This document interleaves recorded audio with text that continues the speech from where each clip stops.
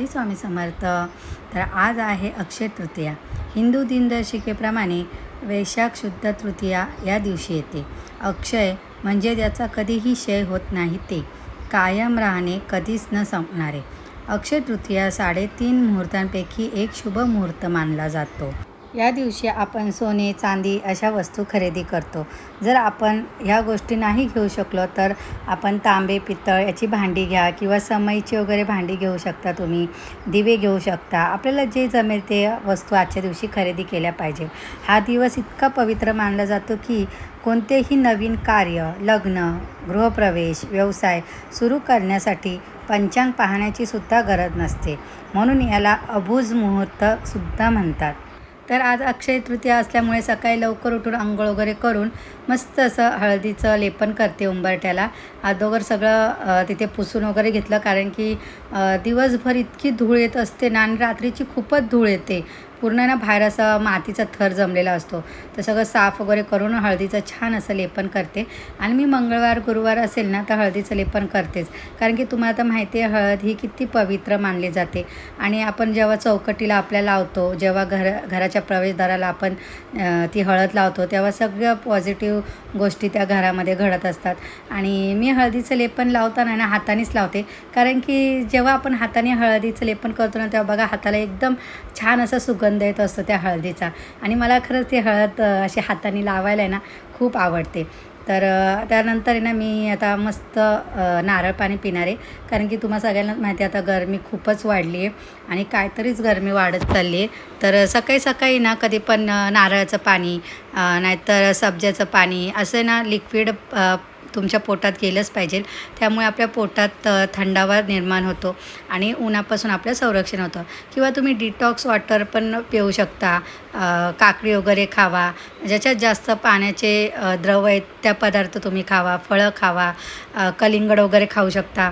तर असं मस्त माझं सगळं नारळ पाणी पिऊन झालं आहे आणि माझं लेपन पण हळदीचं सुकलं होतं, तर मस्त अशी रांगोळी काढून घेतली आहे। आणि मी जेव्हापासून हे गजलक्ष्मी आणलेत ना दाराच्या बाहेर, म्हणजे चौकटीच्या इथे ठेवायला, एवढं छान माझं प्रवेशद्वार दिसतं ना, मला खरंच माझीच नजर लागते माझ्या प्रवेशद्वाराला। मला खरंच खूप आवडतं माझं आता प्रवेशद्वार। तर तुम्ही पण बघू शकता किती सुंदर दिसतं हे गजलक्ष्मी ठेवल्यात, तर असं वाटतं का खरंच माझ्या घराचं रक्षण कोणतरी करतं आहे, असं एक भास होत असतो मला। जरी मी घरात असली तरी असं वाटतं बाहेर कोणतरी आहे जे माझं रक्षण करते, आमच्या घराचं रक्षण करते। आणि ते सगळं झाल्यानंतर मस्त असं देवांची पूजा करायची होती मला, कारण की आधी उंबरठा पूजन वगैरे करून घेतलं आणि देव स्वच्छ असे ॲक्लिन पावडरनीच साफ करते मी। तर बघा देव किती छान लखलखत आहेत। आणि आज देवांसाठी ना मी नवीन वस्त्र शिवलेले, म्हणजे 2 दिवस आधीच शिवलेले, तर मी तुम्हाला दाखवेल ते त्यांना घातल्यावर नंतर। आणि हे ज्या तांदूळ आहेत ना त्या प्रत्येक डिशमध्ये असतात, जिथे आपण मंगल कलश ठेवतो किंवा अन्नपूर्णा माता ठेवतो, ते सगळे तांदूळ मी चेंज केलेत आजच्या दिवशी, कारण की आज खरंच खूप छान दिवस आहे। दर पौर्णिमेला करतेच, पण आज बोललं आज पण करून टाकूया आपण। आणि हे जे जुने तांदूळ आहेत ना वरच्या इथे स्टीलच्या डिशमध्ये ठेवलेत मी, ते ना मी चिमण्या म्हणजे कबूतर येतात ना आमच्या इथे, त्यांना घालते। तर हे तांदूळ तुम्ही पौर्णिमेला चेंज करायलाच पाहिजे। आणि छान आता मी पूजा करून झाली आहे माझी, तुम्हाला दाखवते। सगळ्यात आधी ना कधी पण मंगल कलशाचीच पूजा करत जा। जेव्हा आपण देवांची पूजा करतो, सगळे देव खाली काढतो, तेव्हा सर्वप्रथम मंगल कलशाची पूजा करा, मंगल कलशाची स्थापना करा। आणि आज ना मस्त असे आंब्याचे डहाळे आणलेले, आणि तुम्हाला तर माहिती आहे आंब्याची पानं ही किती पवित्र आहेत, त्यामुळे मस्त अशी माझी पूजा झालेली आहे आता। आणि पूजा झाल्यानंतर मी गॅसची पूजासुद्धा करणार आहे, म्हणजे आपण जिथे अन्न शिजवतो त्याच्या चुलीची किंवा त्या गॅसची पूजा करायची, तिथे स्वस्तिक वगैरे काढायचे, फुलं ठेवायचे, हळदी कुंकू वाहून पूजा करायची, जेणेकरून अन्नपूर्णा मातेचीच पूजा करायची आपल्याला, कारण की आपण तिथे अन्न शिजवत असतो, म्हणून कधीही आपल्याला कमतरता भासू नये अन्नाची, म्हणून आधी गॅसची पूजा करणार आणि त्यानंतर जेवणाला सुरुवात करणार आहे। आता माझं सगळं जेवण होत आलं आहे, फक्त भजी राहिलेली, त्यामुळे मस्त असं लास्टलाच भजी करते, कारण की ते मस्त कुरकुरीत राहतात।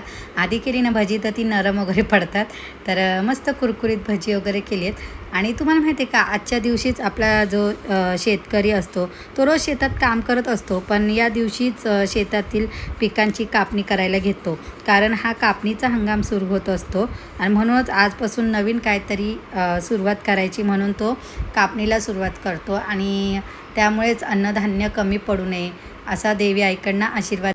तसेच एका पौराणिक कथेनुसार महाभारत काळात भगवान श्रीकृष्णाने द्रौपदीला अक्षय पात्र दिले होते, ज्यातून कधीही न संपणारे अन्न मिळत होते.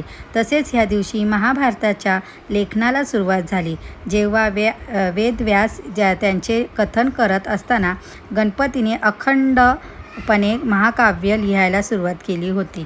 तर मस्त असं माझं जेवण वगैरे झालेलं आहे आणि मी ते नैवेद्याचं ताट तयार करते. तर नैवेद्याचं ताट करताना पण आहे ना, त्याची एक पद्धत असते, म्हणजे कोणत्या बाजूला काही द्यायचं किंवा काय द्यायचं. पण मी ना, मला जमेल तसं मी ते ताट मांडण्याचा प्रयत्न करत असते. फक्त एवढंच की मनोभावाने आनंदाने ते ताट सजवायचं असतं, म्हणजे खाणाऱ्याला पण ते खरंच खूप छान वाटतं. आणि नैवेद्याचं ताट बोलल्यावर मला खरंच खूप आवडतं सजवायला वगैरे ते ताट. आणि आज तर तुम्हाला माहिती आहे, जास्त करून आंब्याला खूप महत्त्व आहे. तुम्ही बघा, जिथे देवस्थानं आहेत, म्हणजे कोल्हापूरची अंबाबाई म्हणा, तुळजापूरची देवी आई बोला किंवा गणपती बाप्पा, स्वामी महाराज अक्कलकोटचे, तिथे सगळीकडे ना आंब्याची आरास केली जाते. देवबाप्पाला आज आंबा दाखवला जातो आणि काही काही लोक तर आजपासूनच आंबे खायला पण सुरुवात करतात. आधी देवाला दाखवतात आणि नंतर आजपासून आपण आंबे खायला सुरुवात करतो. आणि मी आमरस विकत आणला आहे, घरी केला नाही आहे. आणि पुरणपोळी वगैरे छान असं घरी केले, सगळं भजी वगैरे. तर तुम्हाला हे सजवलेलं ताट कसं वाटलं मला कमेंट करून नक्की.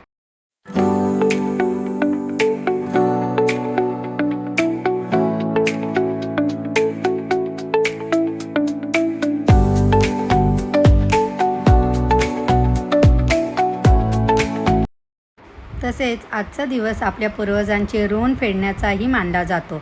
देव आणि पितर यांना उद्देशून आजच्या दिवशी उदक कुंभाचे दानही करतात. आणखीन एक महत्त्वाचे म्हणजे श्री विष्णूंचा 6वा अवतार म्हणजेच भगवान परशुराम यांची आज जयंती असते. चिरंजीव असलेले भगवान परशुराम यांच्या चरणी मनोभावे नतमस्तक होऊन आपले जीवन कृतार्थ करून घेण्याचा आजचा खास दिवस आहे. तर अशा प्रकारे छान माझं नैवेद्याचं ताट तयार झालं आहे. आणि नैवेद्य दाखवताना कधी पण लक्ष ठेवायचं की पाटावरती आधी पाण्याचं चौकोनी मंडल करायचं आणि त्याच्यावर नैवेद्याचं ताट ठेवायचं आहे आणि ताटाच्या भोवतीने पाणी फिरून मग देवांना नैवेद्य दाखवायचा आहे. तर आजचा दिवस असा छान माझा गेला. तर तुम्हा सर्वांना आजचा माझा व्हिडिओ कसा वाटला? जर आवडला असेल तर माझ्या व्हिडिओला प्लीज लाईक करा, शेअर करा, सबस्क्राईब करा. पुन्हा भेटूया पुढच्या व्हिडिओमध्ये. तोपर्यंत सर्वांना बाय बाय.